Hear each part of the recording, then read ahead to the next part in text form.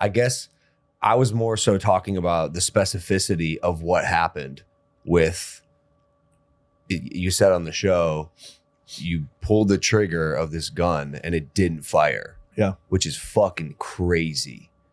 Do you feel like that was God?